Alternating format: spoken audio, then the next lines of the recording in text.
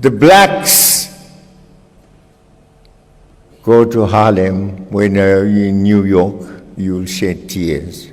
Today, there is no education for all, no health for all. Blacks in the streets.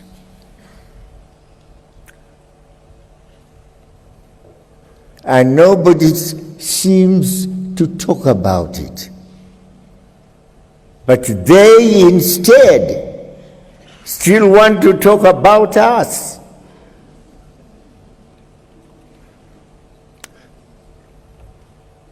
They are everywhere in Africa,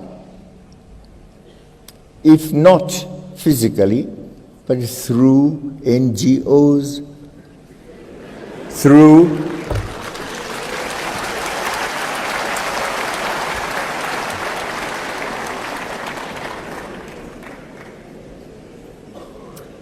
spies, through pretenders who come to us and say they are here in Africa to assist us. Even in groups, armed groups on some of our territories.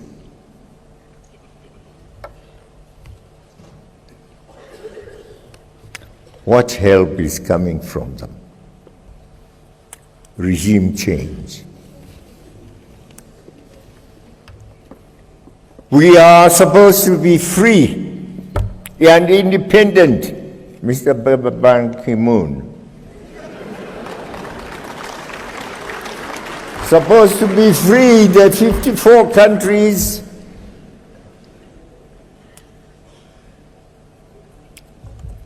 We come to the United Nations, it's ceremonial. Every year, September, we are there. We pay lots of money to go there. And to the General Assembly, we make speeches, we go back home, year in, year out. But the bosses in the Security Council say, you shall never have the powers that we have as permanent members.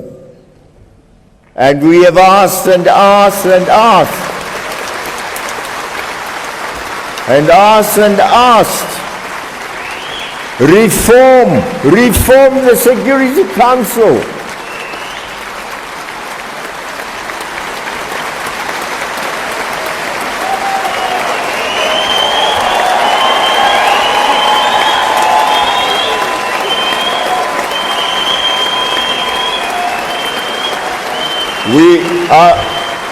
I want to tell you, Mr. Ban Ki-moon, you are a good man. You are a good man.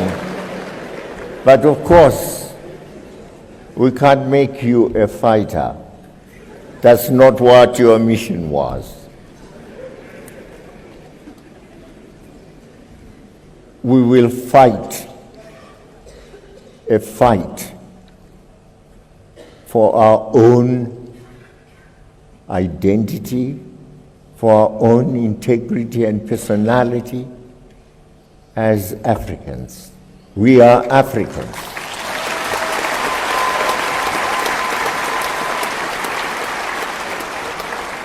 If we decide, as we shall certainly do so one of these days, that down within the United Nations, we are not members of it, others are real members of it, we are artificial members of it, and we can't continue to be artificial members of it.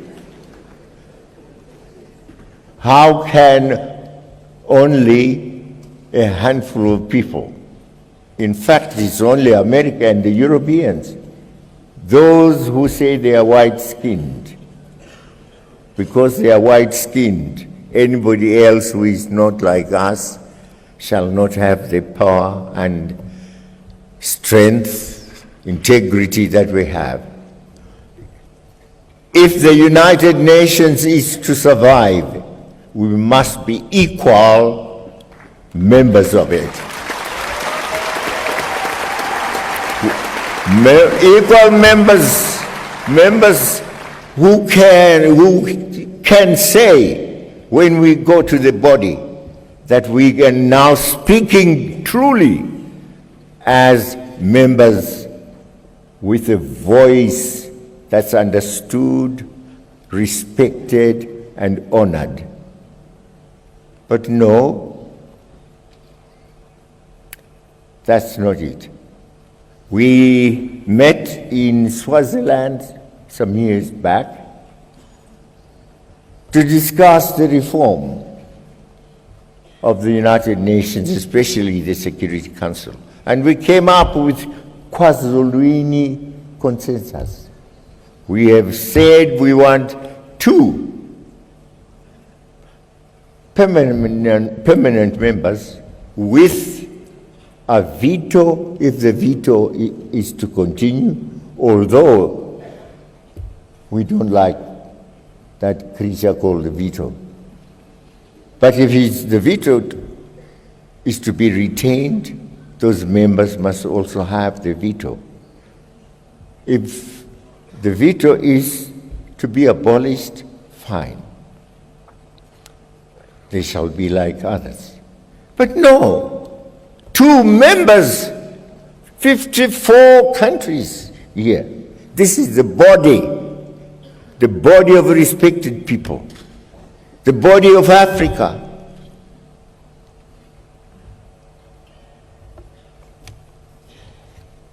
So I wonder whether you have told them that we also are humans.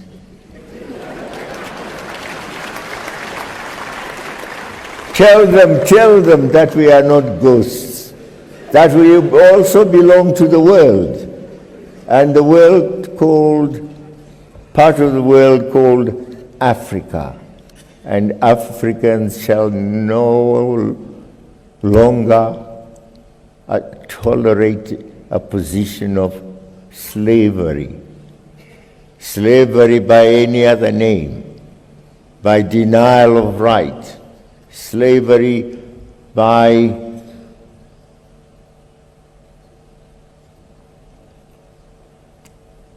being treated in a manner we regard as not equal to the manner in which they treat themselves.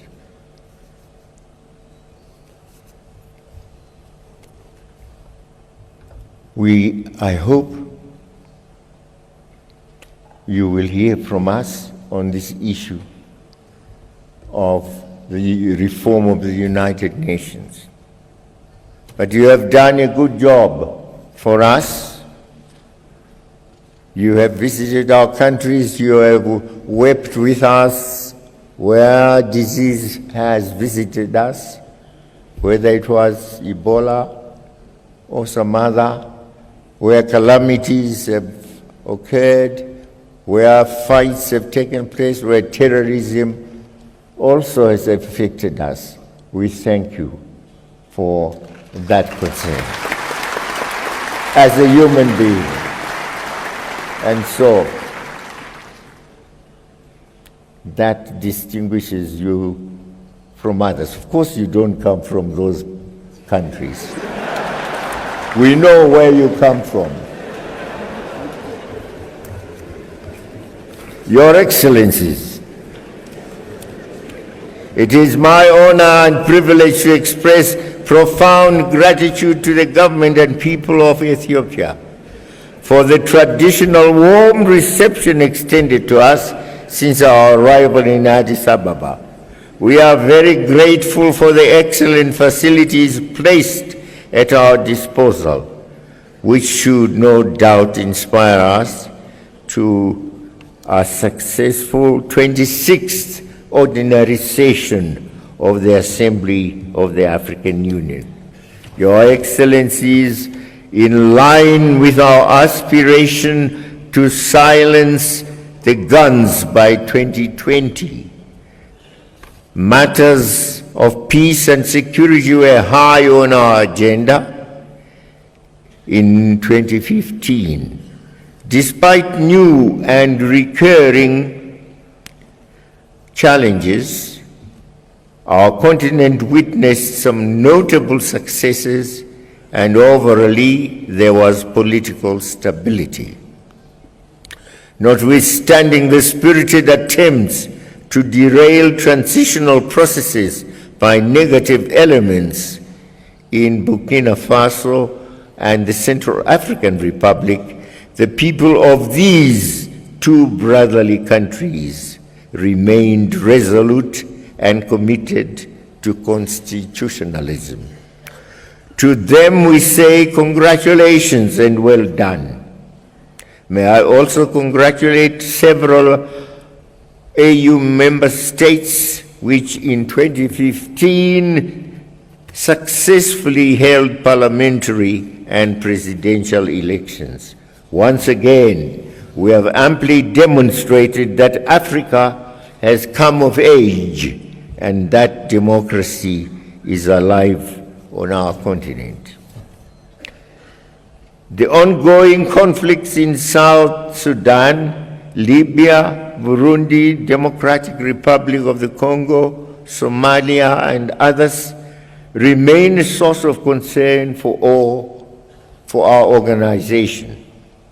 Even there, we have of late witnessed some glimpses of hope for peace which deserve our support. While we need to redouble our efforts in search of peace, peaceful solutions to these conflict situations, we at the same time urge our brothers and sisters in the affected member states to put the interests of their countries above all other considerations and give peace a chance. Terrorism has become a major scourge and challenge in many parts of Africa, thus negatively affecting the peace and safety of our people. This evil phenomenon threatens to reverse the gains made in the integration and development of our continent. The challenge for us all is to combine our efforts to fight and defeat terrorism in all its manifestations. Your Excellencies, the creation of the African Peace and Security Architecture amply demonstrated Africa's determination and commitment to ridding the continent of conflict and instability. Central to the AU security architecture is the African Standby Force and its rapid deployment capability. The success of Amani Africa 2 field exercises which were held in South Africa in October-November 2015 means that we now can deploy the Africa Standby Force as a tool for conflict prevention. This should be no doubt a big step towards the goal of silencing the guns by 2020. Your Excellencies, the Agenda 2063 and the first 10-year plan marks this giant step towards the Africa we want. But the Agenda 2063 is only a first step. Much more remains to be done for our vision to become a reality. We therefore need to collectively work with a sense of urgency to finalize the funding, follow-up, and monitoring mechanisms so as to enhance the successful implementation of our plan. In this regard, we look forward to the consideration by this Assembly of the Progress Report on the implementation of Agenda 2063 and, in particular, the Africa Resource Mobilization Strategy, which has been developed by the Commission. Your Excellencies, in all our endeavors to implement this important roadmap, we should never lose sight of the fact that the Agenda 2063 is a people's agenda. It is owned by and belongs to the people of Africa. The popularization of this blueprint at the continental, regional, and national levels is therefore of paramount importance and a responsibility for us all. Equally important is the task of domesticating the plan, ensuring that its synergization and synchronization with our national and regional plans takes place. I am happy to note that many of our countries, working together with the Commission, have already taken significant steps in this regard. Your Excellencies, you will recall that our Assembly took a principled decision to progressively meet from our own resources the bulk of our budget in order to ensure and safeguard the ownership of the African agenda and processes by Africans. To this end, we decided that by the end of the next 5 years, beginning in 2016, we must meet 100% of our operations budget, 75% of our programs budget, and 25% of the peace and security budget. The implementation of this important decision would be a clear demonstration of our will and commitment to our organization. The African Union, of our organization, the African Union, and will enable Africa to occupy its rightful place in the community of nations. While we acknowledge and are indeed grateful for this assistance received from our partners, this must only complement our efforts, our own efforts. It is therefore imperative that we prioritize and pay our member state subscriptions timeously. Your Excellencies, in these past months, we have witnessed the plummeting of the prices of primary commodities and the concomitant slowdown in the growth and development of our economies. This has negatively impacted on our capacity to eradicate poverty, create employment, particularly for our youths, as well as improving the livelihoods of our peoples. We therefore must not spare any effort to push for the industrialization of our countries and regions, with value addition and beneficiation at the core. The implementation of the African industrialization strategy should be prioritized. Your Excellencies, the past year has also witnessed enhanced cooperation between Africa and its strategic partners. In this regard, the third Africa-India Summit and the Forum on China-Africa Cooperation, FOCAC, were successfully convened in India and South Africa, respectively. These partnerships fora serve as important platforms to advance our development agenda and to further strengthen our international strategic partnerships with a view to ensuring mutual benefit and win-win cooperation. Your Excellencies, climate change has become a real threat to our very existence. There are justified worries over the humanitarian impacts of the strongest El Nino on record, which is increasing the threat of hunger and disease in several parts of our continent.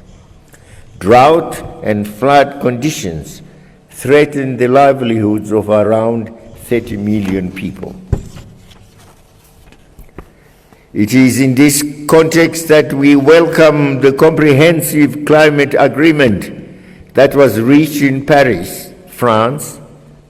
Although Africa did not get everything it wanted, we need to commend the Africa Group and the G20s, the G77 and China for very ably representing us throughout the conference under very difficult circumstances. The inclusion in the agreement of the principle of common but differentiated responsibilities and respective capabilities is a positive outcome. Your Excellencies, to improve the way we conduct our business in the African Union, beginning last June, we resolved to begin our summits, as we have done today, in closed session, with an agenda limited to strategic issues of integration, peace and security, governance, and the financing of our union. This should allow us to deal with issues in a more focused and robust manner. We also strongly believe that a well-resourced, appropriately trained, and highly motivated commission will help us deliver better and faster. We need to have a commission that is lean, effective, and efficient. As we proceed with the restructuring, we must uphold the cardinal principle of equitable geographical distribution of the Commission posts without compromising, of course, on quality. This ensures that the Union belongs to all of us.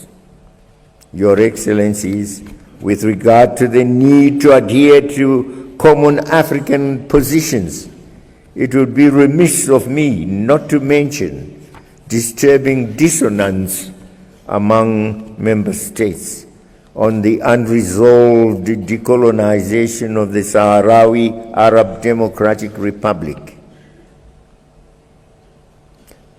Under no circumstances should the unjustifiable colonization of a legitimate and full member of the Union be condoned.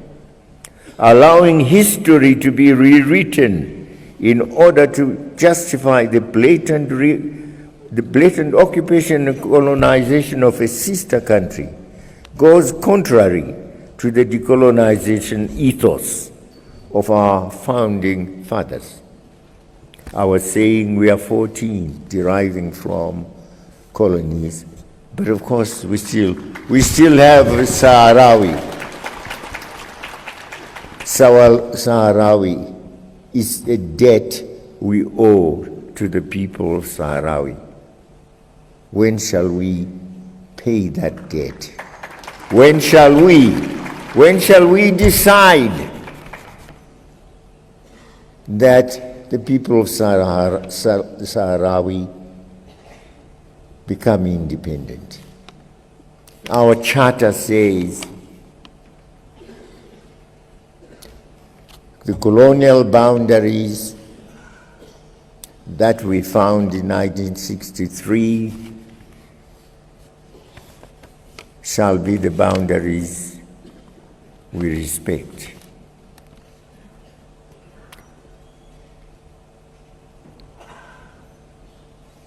We are all free. Let the people of Sahrawi also be free. With regard to the need to adhere, allowing history to be rewritten in order to justify the blatant occupation and colonization of a sister country, as I said, is what is happening in regard to the Palestinians. And we should also call upon our cooperating partners, especially those with whom we have standing partnerships, to respect our AU, African Union position on Sahrawi Republic within the context of our partnership frameworks. Similarly, I wish to express my disquiet over the developments leading to the EU summit on migration that was held in Valletta, Malta. Allow me to recall that we had reached an understanding with our friends in Europe. I stammer to say friends, but nevertheless I managed to pronounce the words. Friends in Europe, that we would have a summit to address the issue of migration, which is of common concern to all of us. Alas, at the last minute, we had only a few of us from Africa would be invited. While I fully appreciate that we are affected differently by migration, there is need for a collective approach for the common good of all of us. Let the common interests of Africa unite us, please. Unite us on this and other global issues as well. For, as that song by that group of singers rang, united we stand, divided we fall. So on this one we were divided. Let's not be divided. The principles of unity, solidarity, and freedom bequeathed to us by our forebears from the bedrock of organization, that those principles must continue to be our principles. We wouldn't be here if 1963 had not occurred. And I can tell you, even as we, as freedom fighters then, sought assistance in the South, it was not just in the South. I remember about 1978-79, moving to Guinea-Conakry, to Senegal,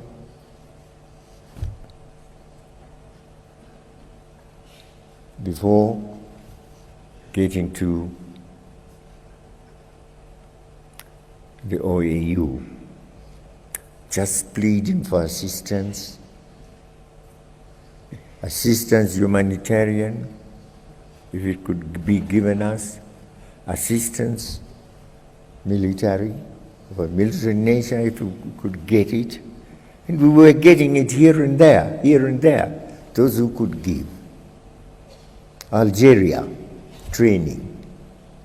Egypt of Nasser, lots of training.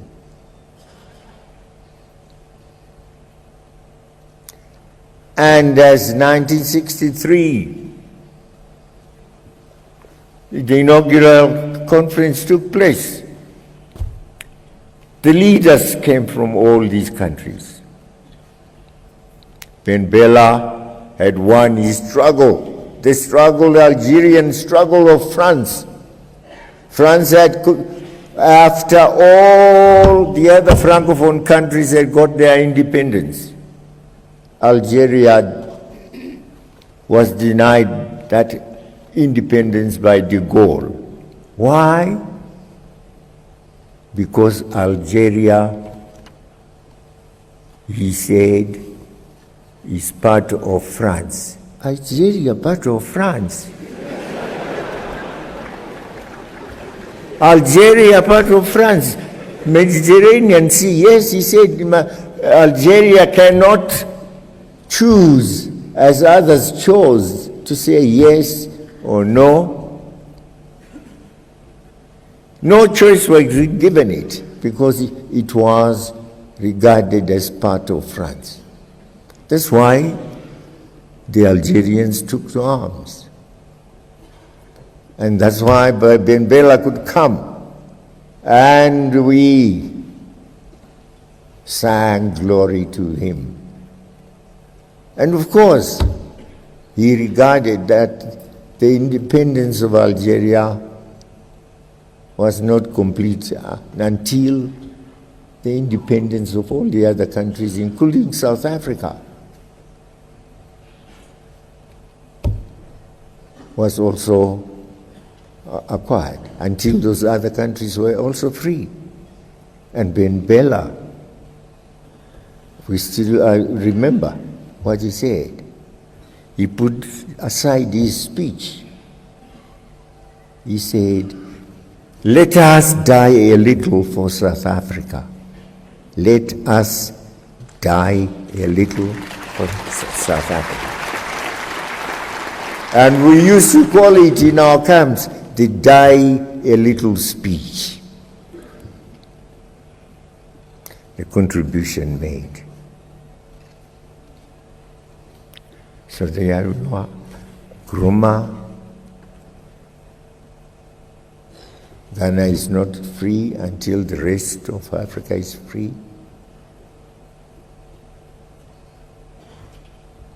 That spirit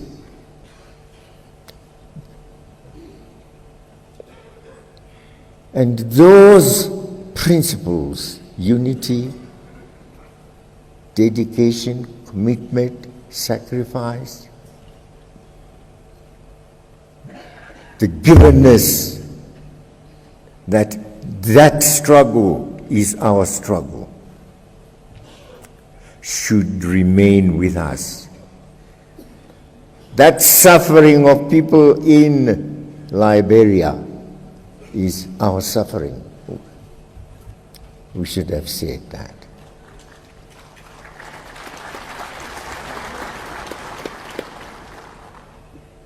The people dying because of Boko Haram in Nigeria are our people as well. And I tell you, we knew Nigeria as we knew our palms, because we used to go there. We used to have lots of cadres trained there in Kano. We used to go to Kaduna, lots of other places. And Nigeria gave, in 1978, I think, 78, yes, when they had not been paying their subscriptions because there was a difference in the OAU on the issue of Biafra, so they had decided not to pay subscriptions to the OAU. But then, when they decided to pay the subscription was now £7 million or dollars. But when they paid it back, they said it should not go just into the coffers of the OAU. It must be used for purposes of training, military training of Zimbabwean cadres. So,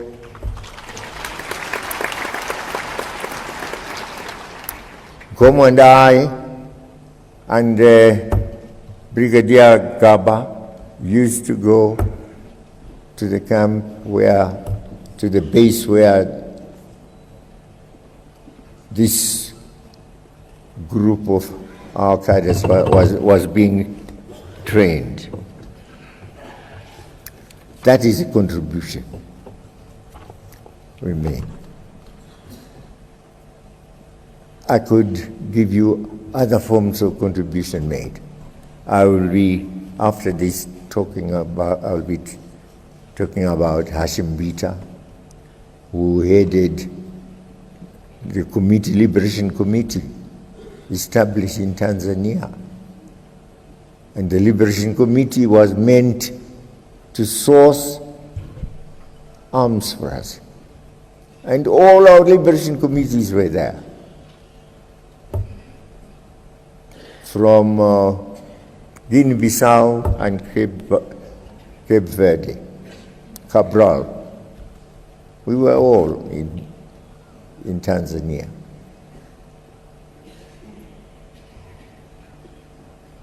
So there it is. Africa,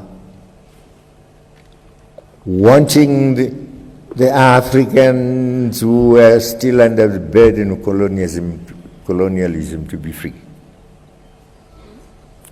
And that is why I have great respect for all of us. To me, you come to my country, it's your country. I go to your country, it's also my country. You can't chase me. You can't chase me and I can't chase you. That's it, the African spirit.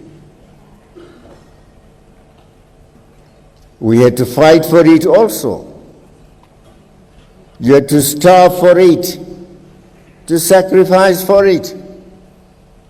And now you get some people still saying, because we are white and you're black, we can't give you the honor of equality in the Security Council. Nonsense.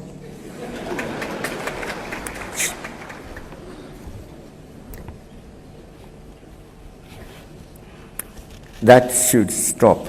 Mr. Bakimun, just tell them for the last time, just as a message that you have heard for the last time from here, that there should be real equality in the Security Council. We can't just be coming to the General Assembly to make empty, hollow speeches and go back home. Nobody takes care of all the concerns we express. No. And anyway,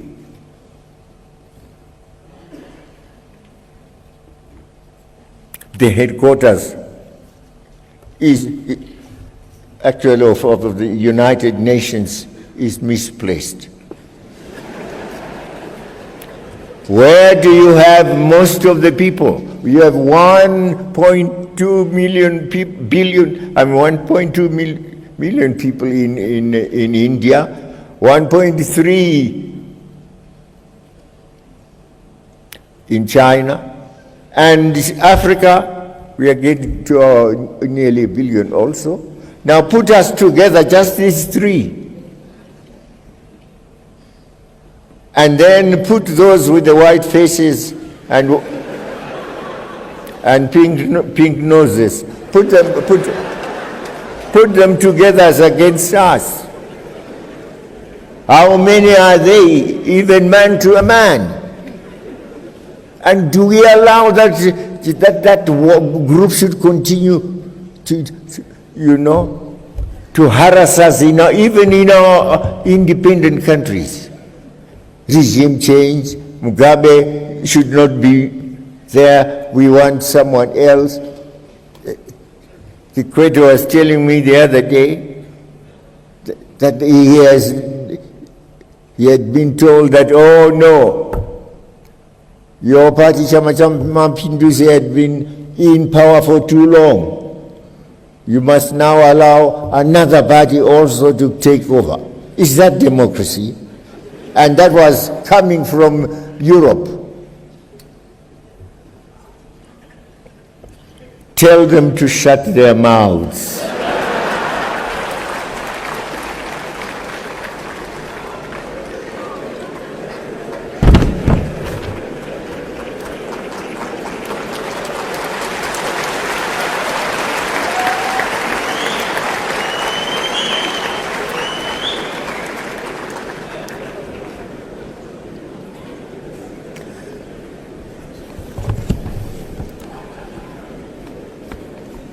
Ladies and gentlemen, comrades and friends, I am about to hand over the collective stewardship of this august body.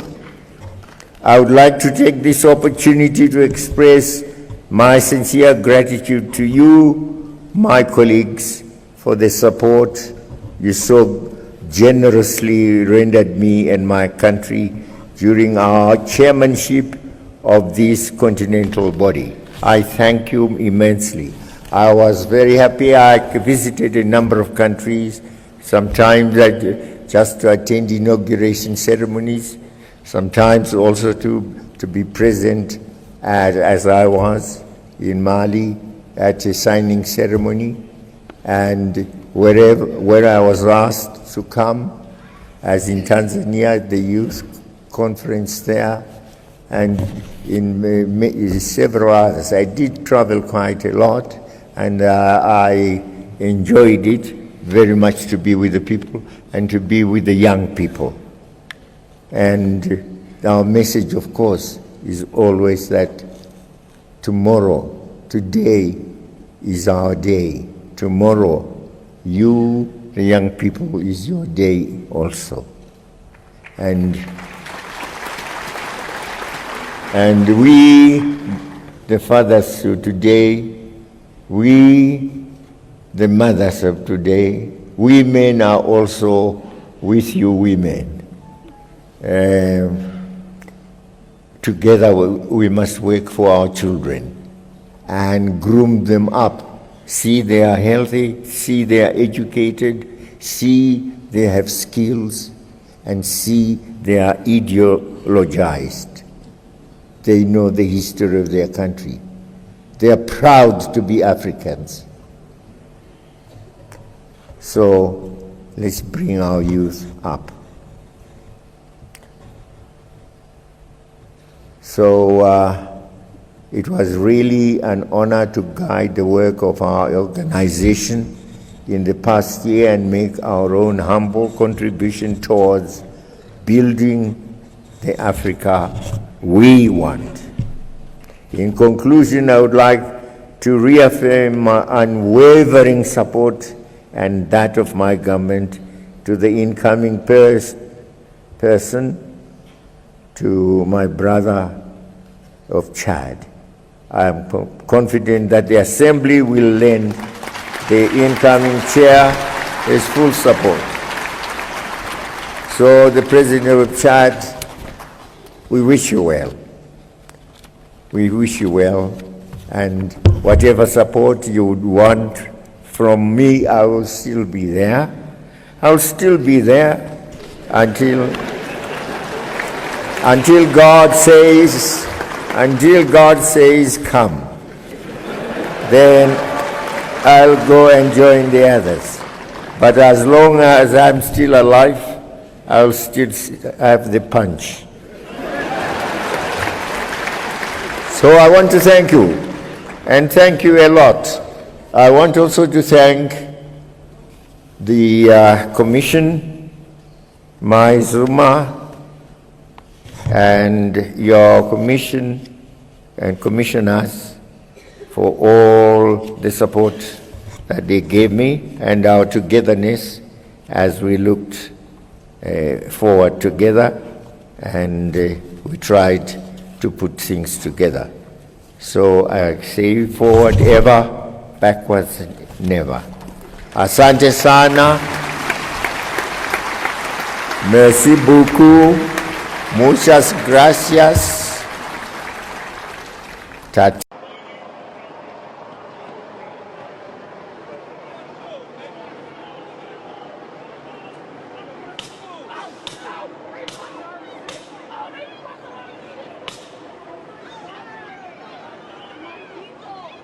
Guys, come to me right now. Come to me right now. Come to me right now. Come to me right now. Come to me. Come to me right now. This woman just got tased. Come to me right now.